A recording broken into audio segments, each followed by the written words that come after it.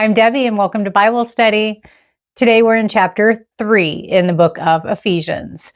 And today we're going to be reading about God's marvelous plan for the Gentiles and also a prayer for the Ephesians. So if you're ready to Bible study with me today, let's go.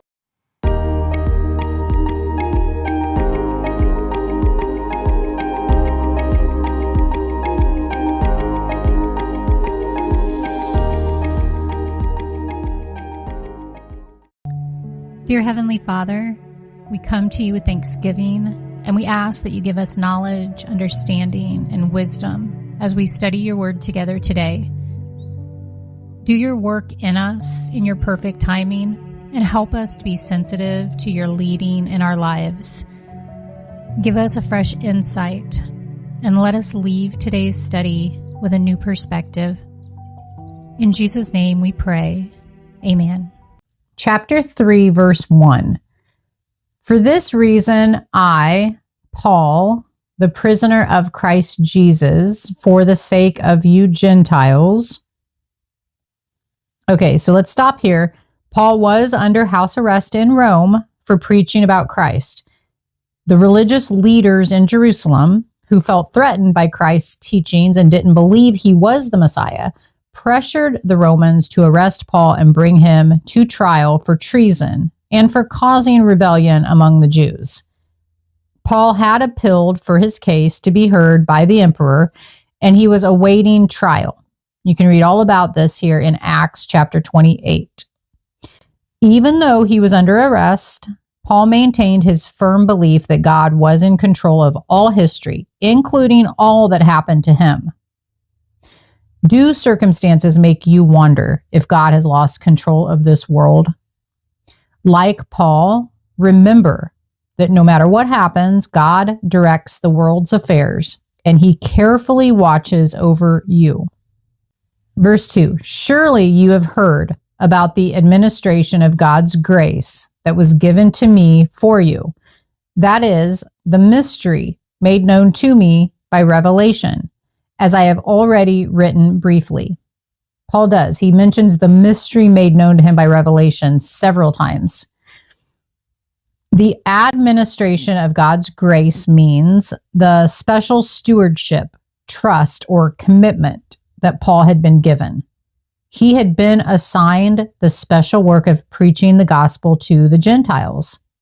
God had shown this great plan to Paul in a revelation that you can read about in Acts 26, and had given Paul the grace and authority to fulfill it.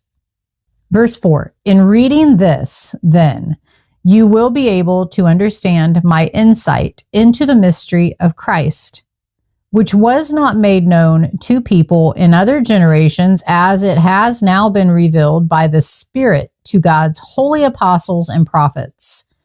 This mystery is that through the gospel, the Gentiles are heirs together with Israel, members together of one body, and sharers together in the promise in Christ Jesus. God had not revealed his plan to previous generations. He was not simply withholding something from his people, but he intended to reveal it to everyone when the timing was perfect. God planned to have Jews and Gentiles form one body, the church. The Old Testament revealed that the Gentiles would receive salvation in Isaiah chapter 49, verse 6, but it didn't reveal that all Gentile and Jewish believers would share equally in the community of believers, or the body of Christ. Yet, this equality was accomplished when Jesus destroyed the dividing wall of hostility and created one new humanity. Verse 7, I became a servant of this gospel by the gift of God's grace given me through the working of his power. When Paul became his servant, God gave him the ability to share the gospel of Christ effectively. You are not an apostle, and you may not be a professional evangelist, but God will give you opportunities to tell others about Christ. With the opportunities, he will also provide the ability, courage, and power you need Make yourself available to God as his servant whenever an opportunity to tell others about him presents itself. As you focus on another person and their needs, God will communicate his love through your caring attitude and actions. Filled with God's Spirit, your words will be natural, loving, and compelling. Verse 8, although I am less than the least of all the Lord's people, this grace was given me to preach to the Gentiles the boundless riches of Christ, and to make plain to everyone the administration of this mystery, which for ages past was kept hidden in God, who created all things. When Paul described himself as less than the least of all the Lord's people, he meant that without God's help, he would never be able to do God's work. Yet, God had chosen him to share the amazing treasure of the gospel with the Gentiles and had given him the power to do it. If we feel that our roles are minor, we may be right, except that we have forgotten what a difference God makes. How does God want to use you? Draw on his power. Do your part and faithfully perform the special role that God has called you to play in his plan. Verse 10, his intent was that now, through the church, the manifold wisdom of God should be made known to the rulers and authorities in the heavenly realms, according to his eternal purpose that he accomplished in Christ Jesus our Lord. The phrase rulers and authorities in the heavenly realms is referring both to the angels who are witnesses to God's unfolding plan through Jesus Christ and to the hostile spiritual forces opposed to God. Verse 12, in him and through faith in him, we may approach God with freedom and confidence.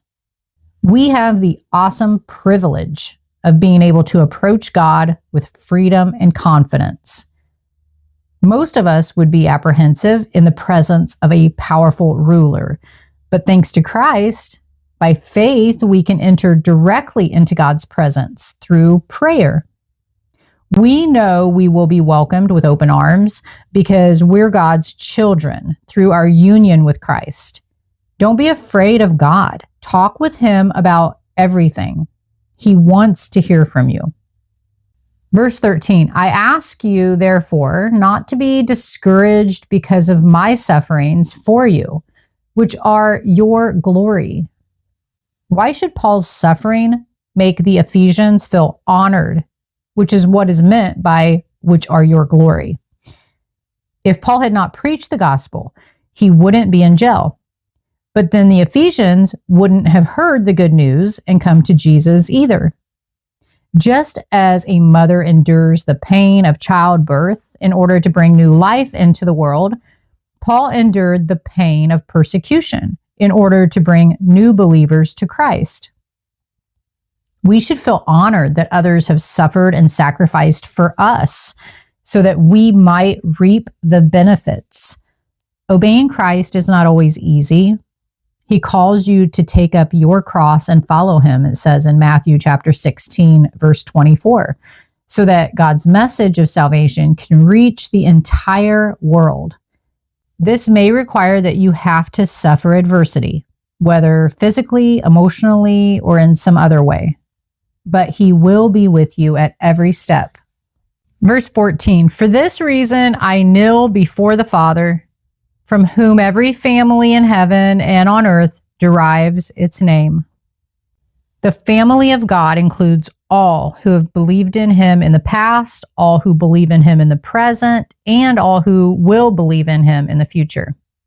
We are all a family because we have the same Father. He's the source of all creation, the rightful owner of everything, and he has all power at his disposal. God promises his love and power to his family, the church. If we want to receive his blessing of this inner strength, it's important that we stay in contact with other believers in the body of Christ. Those who isolate themselves from God's family and try to live their lives alone cut themselves off from much of God's power. Verse 16, I pray that out of his glorious riches, he may strengthen you with power through his Spirit in your inner being, so that Christ may dwell in your hearts through faith. And I pray that you, being rooted and established in love, may have power, together with all the Lord's holy people, to grasp how wide and long and high and deep is the love of Christ, and to know this love that surpasses knowledge, that you may be filled to the measure of all the fullness of God. Whew, that was a long verse. God's love is total, says Paul. It reaches every corner of our experience. God's love is wide. It covers the breadth of our own experience, and it reaches out to the whole world. God's love is long. It extends throughout our lives and into eternity. God's love is high. It rises to the heights of our celebration and elation. God's love is deep. It reaches to the depths of discouragement, despair, and even death. When you feel shut out or isolated, remember that you can never be lost to God's love. God's love finds complete expression only in Christ. In union with Christ and through his empowering Spirit, we're complete. In Christ, we lack nothing. We have nothing to lose, and we have nothing to fear. We have all the fullness of God available to us, but we must claim that fullness by living in touch with the Holy Spirit through faith and prayer each day. Paul's prayer for the Ephesians is also for you. You can ask the Holy Spirit to fill every aspect of your life to the fullest and know that he will answer. Verse 20, now to him who is able to do immeasurably more than all we ask or imagine, according to his power that is at work within us, to him be glory in the church and in Christ Jesus throughout all generations, forever and ever. Amen. This doxology or prayer of praise to God ends part 1 of Ephesians. In the first section, Paul describes the timeless role of the church. Now in part 2, which is going to be Ephesians chapter 4 through 6, he explains how church members should live in order to bring about the unity God wants. As in most of his books, Paul first lays a doctrinal foundation and then gives practical applications of the truths that he has presented. If you enjoyed today's Bible study, hit the like button, subscribe to the channel if you haven't, leave a comment, and click on the next video. We'll continue into chapter 4.